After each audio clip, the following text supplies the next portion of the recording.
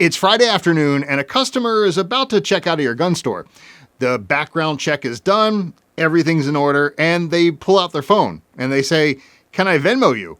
It's fast, there's no setup, and they've already got the app open. You've got 3 people waiting in line. You say, "Sure." For a while, nothing happens. It could be weeks or it could be months. Then, one morning, your account is under review. Funds are frozen, sometimes including money already sitting in the account, with holds that can run up to 180 days. There's no firearms knowledgeable support rep, no escalation path built for this industry, and no timeline anyone can guarantee. That's not a fringe scenario. That's a documented pattern, and it's one of the most avoidable problems in firearms retail. Hey there, I'm Ron with TacticalPay, and in the next few minutes, you'll learn why these platforms create genuine risk for licensed dealers, what the compliance exposure actually looks like, and what a properly structured payment setup looks like instead. Now, the appeal of these platforms is legitimate. PayPal, Venmo, and Zelle have no monthly fees, no application process, and your customers already have them on their phones. For a dealer getting started or managing overhead carefully, that combination is genuinely attractive. Convenience built for consumer life looks reasonable on the surface, and that's exactly where the problem starts. These are peer-to-peer consumer apps built to split dinner tabs and reimburse friends. That's the operational framework they work within. A properly run FFL needs serialized inventory tracking, bound book management, and a compliant 4473 workflow. Now, those capabilities live inside purpose-built firearms point-of-sale systems. Platforms like Celerant, Rapid Gun Systems, and Bravo, they're designed from the ground up for licensed dealers.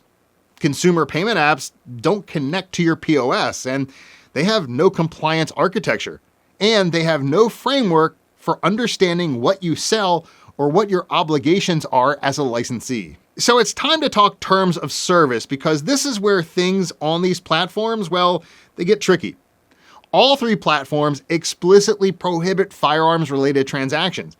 That's guns, ammunition, certain accessories, and anything their algorithm decides looks adjacent to the firearms industry. There's no warning. An algorithm flags a transaction or a pattern of transactions, and the process starts without you. By the time you find out, the review is already moving along. And then what happens is your funds get frozen. The 180-day hold language is written directly into their terms.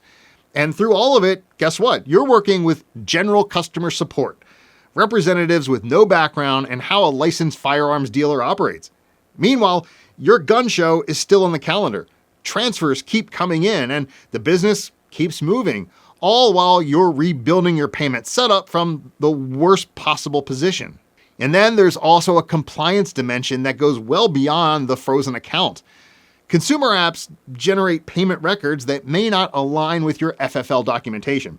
When your payment history and your bound book tell different stories, even for innocent reasons, that gap becomes uncomfortable territory during an ATF audit.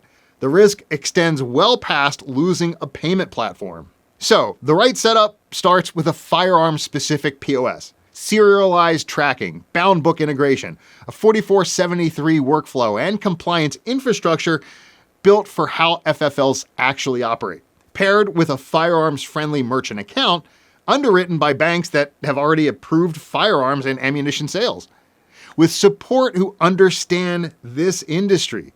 When those 2 pieces work together, your payment infrastructure supports your compliance operation rather than creating gaps in it. Now, one thing I want to address directly right now. If you've used these apps without a problem so far, that history doesn't represent protection. You see, these platforms run periodic reviews. Algorithms flag patterns across multiple transactions over time. Policies change without notice. The absence of a problem so far is really a function of timing. Listen, running a firearms business is complicated enough, right? You know that.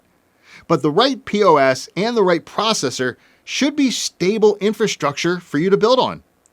Thanks for watching, and please subscribe to the show. And when you're ready to talk through your payment setup, TacticalPay.com is where to start.